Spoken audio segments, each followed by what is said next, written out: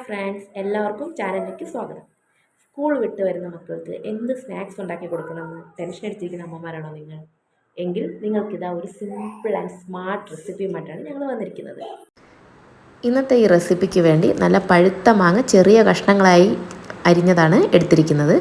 അത് നമ്മുടെ മിക്സിയുടെ ജാറിലിട്ട് ചെറുതായി ഒന്ന് അരച്ച് പേസ്റ്റാക്കി നല്ല പൾപ്പ് രൂപത്തിലാക്കി എടുക്കണം.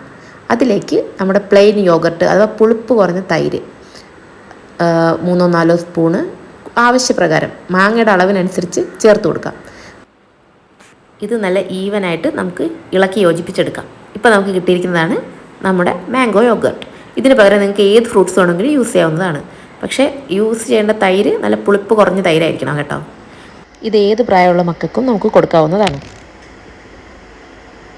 അപ്പോൾ എല്ലാ അമ്മമാർക്കും ഇന്നത്തെ ഈ റെസിപ്പി ഇഷ്ടമായെന്ന് വിചാരിക്കുന്നു. നാളെ പ്ലെയിൻ യോഗർട്ട് എങ്ങനെ ഉണ്ടാക്കാം എന്നുള്ള വീഡിയോയുമായിട്ട് വീണ്ടും കാണാം.